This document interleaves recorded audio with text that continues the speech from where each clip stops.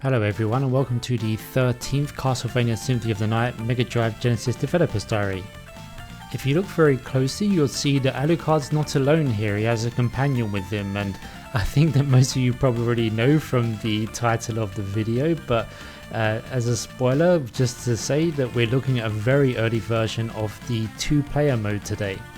Implementing a 2-player mode in a game is an idea I had a long time ago, because after all, depending on what version you're playing, there are 3 playable characters, so why not allow at least 2 of them to be played at the same time?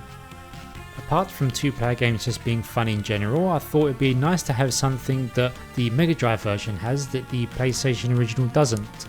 I was originally planning to focus on putting the 2 levels together, the first one and the second one, using Yuri's brand new 16 tile tool that makes putting levels together so much easier, but we had a bit of an issue with the colour palettes where Pyron's colours that he did for the backgrounds, the new ones, when put into the 16 tile tool, the colours changed a bit, but thankfully Yuri and Pyron have worked together and have sorted that out now, so we'll be back to putting the levels 1 and 2 back together again very soon, and hopefully not too long after that, maybe even level 3. While that issue was being fixed, I decided to just work on my code and just improve things, make things more efficient, and at the same time I was doing my Mega Drive Genesis developers tutorials, and especially I was doing ones on how to do controls, how to do D-pad controls and buttons and so on, so I suppose that put the idea of trying 2 players in my head, because I've never actually tried to code a 2-player game before, so since I had the idea of a 2-player Symphony of the Night before, why not just give it a try and see if I can quickly put together a little proof of concept of 2 players.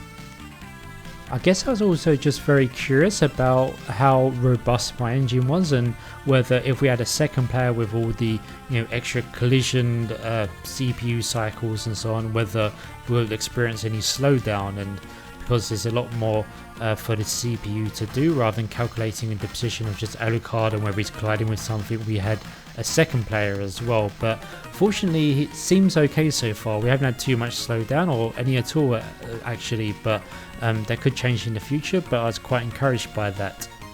Now I'm sure a lot of you are wondering why Maria keeps suddenly turning into Alucard every now and again. It does look a bit weird. I know Maria has different types of magic in the SotN version of the game, but I don't think she had the magic to be able to turn on to Alucard, and the simple reason for that is, as I said, this was just a proof of concept, something I was doing just for a fun little challenge and just to test it out, and because I'm actually using pretty much a copy of Alucard's animation code and movement code, so that's why the animation speeds are a bit off. Plus I'll show you the sprite sheet from Maria soon, but Alucard has more animations than she does, in terms he has his turning animation, his beginning to walk animation, which she doesn't. So when she begins to walk, because she's using his code, she just uses his animation frames for that, so she kind of turns into him. So when you see the sprite sheet, it'll be very clear.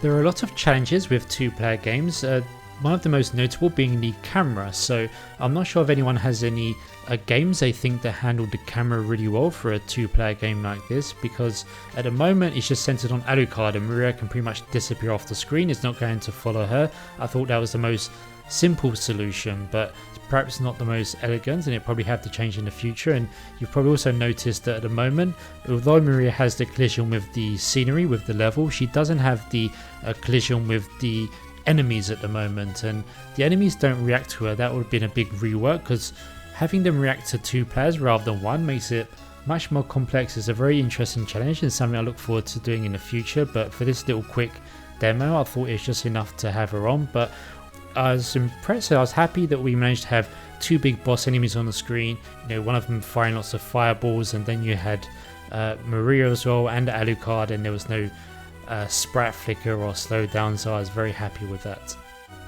Here is the sprite sheet I quickly threw together for Maria, and you can see some of Alucard's animations are there as placeholders, because I don't have Maria's animations put into there just yet, and this took me I think 10-15 minutes, and so I didn't put too much effort into it. I just wanted to get a quick sprite sheet up and running so I could test my code. And the biggest challenge of this was the color palette, because in the previous screen we had the 2 bosses which shared their own color palette. Then we had the backgrounds, which had 2 color palettes, and of course that leaves only one more color palette of 15 colors to the 2 main characters. So Maria and Alucard had to share 2, and she's normally green in the SotN version, but because there's no greens in Alucard's color palette, I had to replace that with the blues. So I don't think it turned out too bad for a very quick job, but obviously it'll be improved a lot in the future.